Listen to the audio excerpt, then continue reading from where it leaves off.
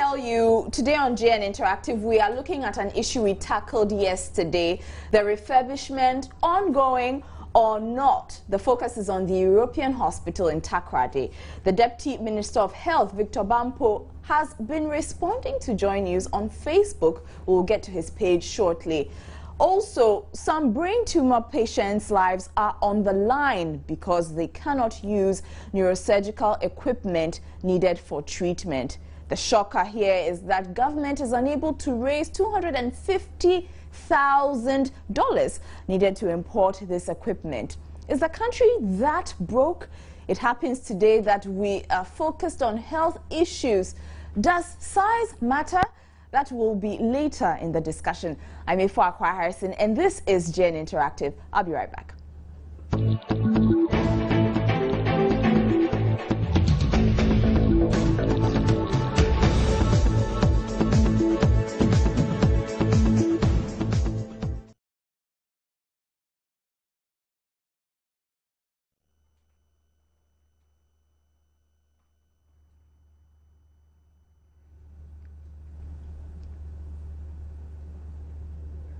And please get interactive with us via all our social media platforms. We're on facebook.com/Joy News on TV.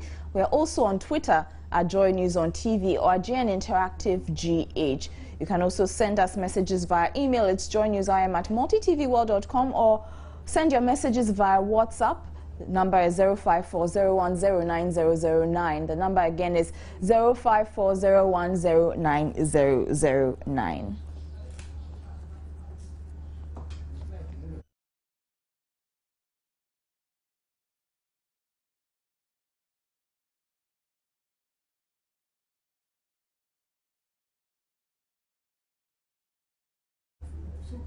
Okay, now Deputy Minister of Health has been responding to Joy News checks about renovation works in the European hospital, Takoradi.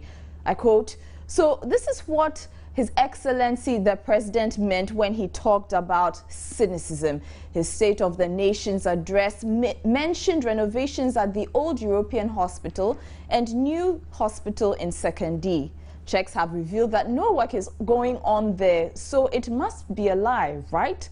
Well, no, because these are projects with funds in the bank being built by Messieurs NMS, the same ones who are building the hospital at Dodowa, signed and sealed. These are not projects on the drawing board, in the pipeline with no secured funds, etc. I think it may be important for us to dig a little deeper before we rush to judgment." End of quote.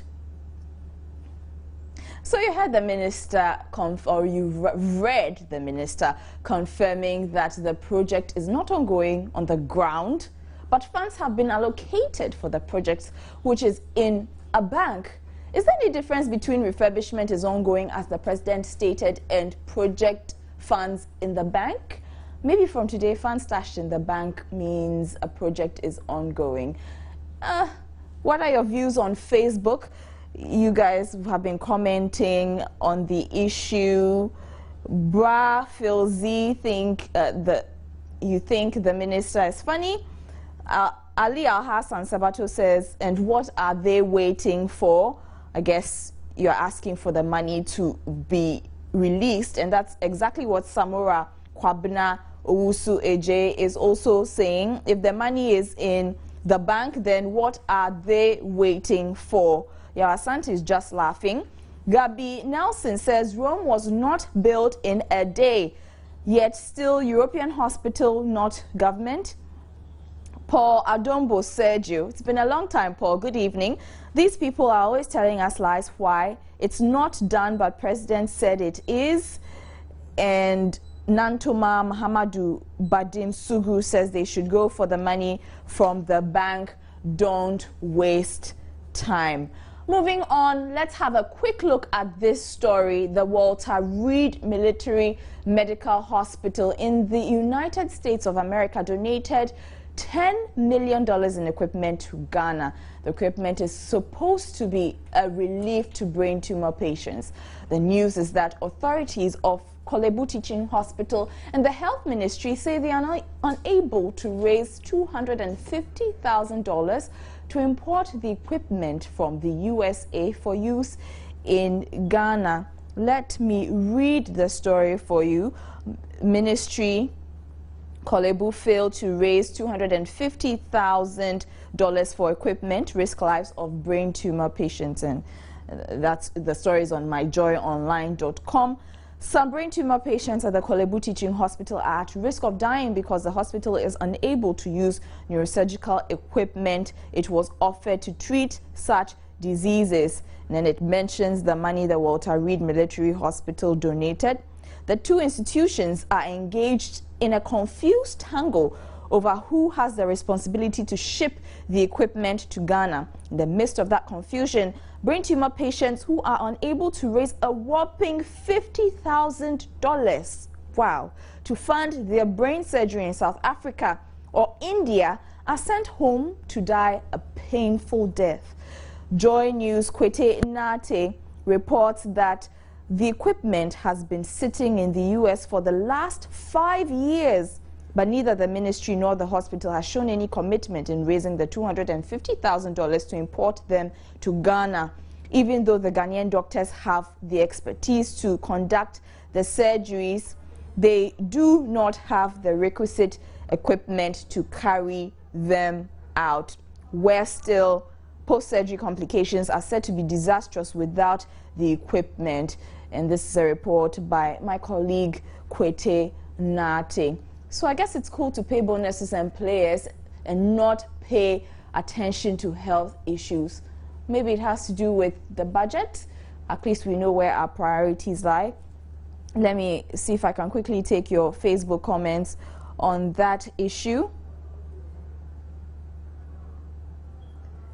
And I don't have that at the moment. Let me see if I can get it for you after this break.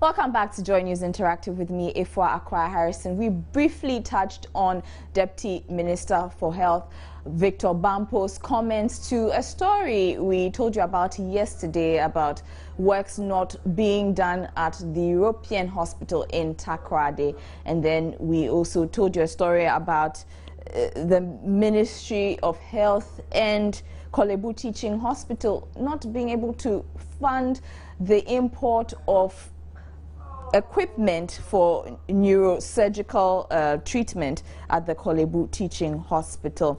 Now, I have a few of your comments here on Facebook about the issue. We posted it online. Ministry Korle Bu failed to raise $250,000 for equipment, risk lives of brain tumor patients. Nantoma Bahamadu says, very pathetic to hear. Beku Krensel Sa. Moses Atibila, very sad indeed. Ali Al-Hassan Sabato says, these are the important issues we should be looking at, and it's very sad. Mahama Asafu Musa says, Ghana for you, but at the end, people will turn all the blames on the president just to make political gains out of it. Kojo Sika Mario says, but the CEO was buying SUVs. Gabi K. Nelson says, hope God will keep the patients alive till the funds arrive. Mauli Akwada says, it is so painful to hear this. John Mensa Aidan, oh, Mother Ghana, only God can help us. Our politicians are killing Ghana.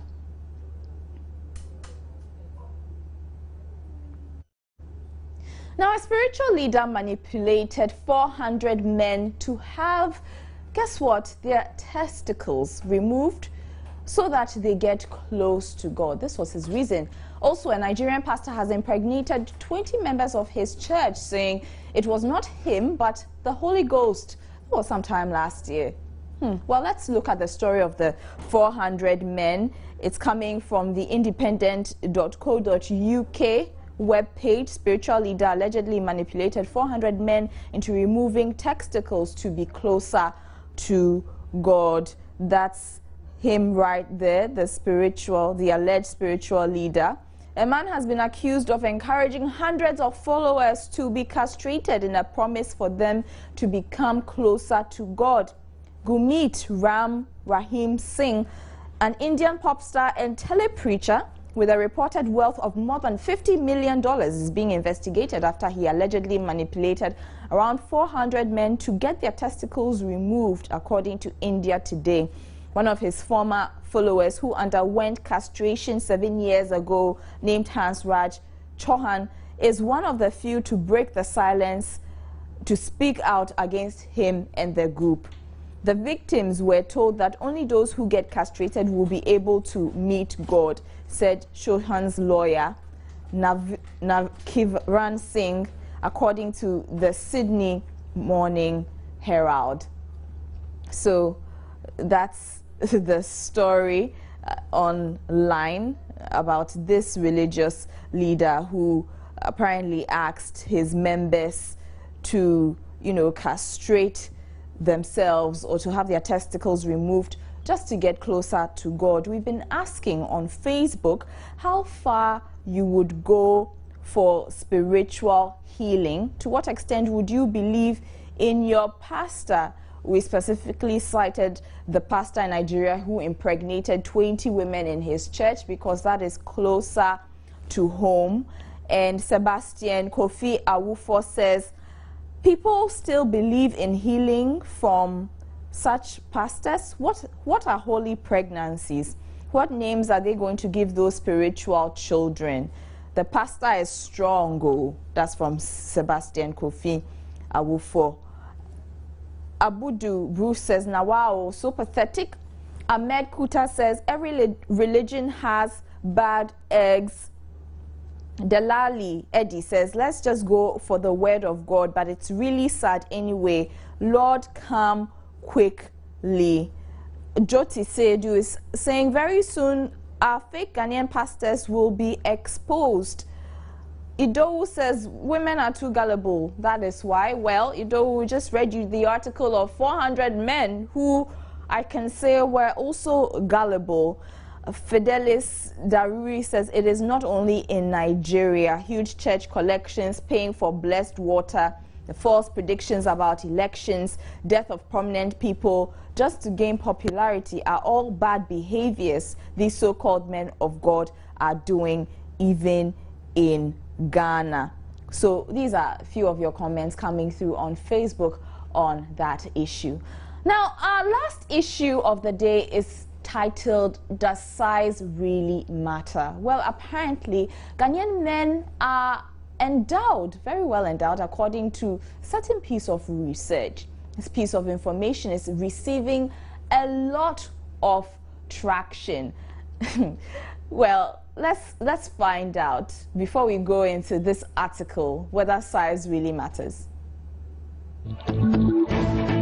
Depending on how you are in person, okay, from where I come from, and to me personally, size has nothing to do with it. It solely has to do with your strength and your flair in the game. It determines how well you would do for a lady to give you bravo or maybe thumb down. Sex is something that God has created. For you to go have sex with the bed with a woman, it's all about maybe, let's say, about 30 minutes, 20 minutes. It's normal. But it's not all about you go and take a medicine to have sex 1 hour, 2 hours. You are killing yourself. It does really matter. Because I remember at school it was hostel, it was a mixed hostel. That one of my friends would wake up early in the morning, walk in the hostel naked without wearing anything, but at the same time he was sleeping with almost all the ladies at the hostel because of the size. It was very huge.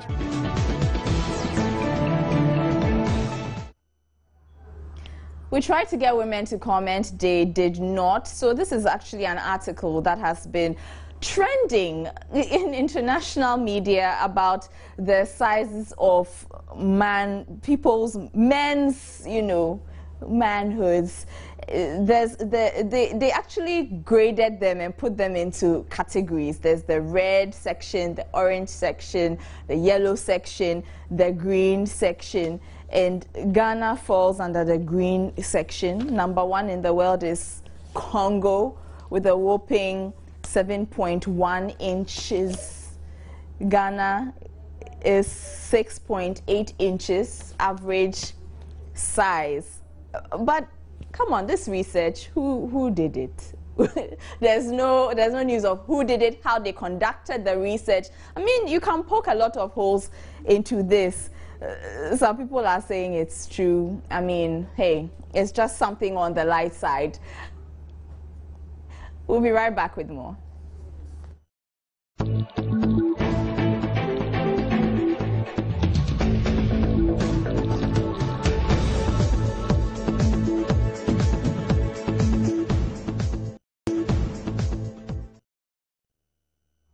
Welcome back. You're still watching Joy News Interactive. Now, Lord Asare has what's trending.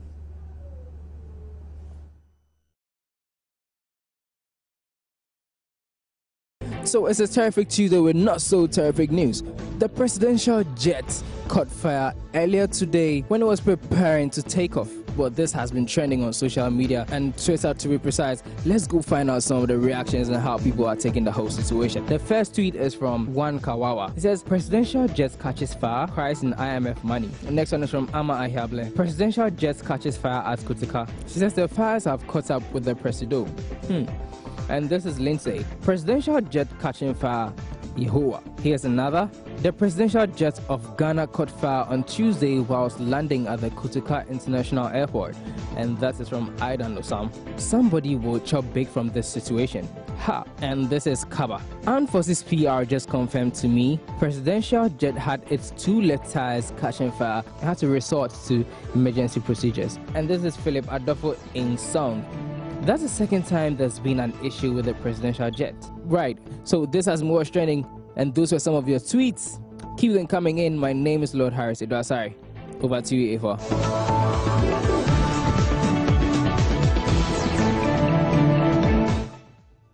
Thank you, Lord. So you've heard it, the presidential jet caught fire. Anyway, let's take a look at our video of the day. It's a video that has gained traction on YouTube, about 5,000 views in just 3 days. Let's take a quick look. Video by Adoma, Bafira, and Adonai Mix. Okay, let's have a look at the picture of the day. Steve joins me in studio right now. Hey, this is a serious... Yeah, right. Kumasi. The Kumasi and the airport, the international airport, is sandwiched in between. Very tiny. Yeah, so really, if you're afar, you only see. I mean, Kumasi for me, airport. with my eye aid, I only see Kumasi airport. Kumasi International Airport. It's like they're shy to say it's an international airport, but it was just recently. Really, is it really an international airport? Like Delta can land there? They are making it into one. They are making it into one. Works are ongoing. Like Virgin Atlantic can land there? Like seriously? Wow. I mean, why couldn't they just change the sign, you know? Like to what? No, make it bold. Why is that small? Yeah, I mean, it does mean that it is not international airport. Trust me, it doesn't. I mean, Delta cannot land there. Virgin Atlantic cannot land there, and they will soon. They will very soon. They will soon. Okay. Hopefully. My name is Stephen Enti, and so we'll be landing at Kumasi International Airport very soon. My name is Ifo Harrison. Enjoy the rest of our program. And thanks for staying with us. Good night. Bye-bye.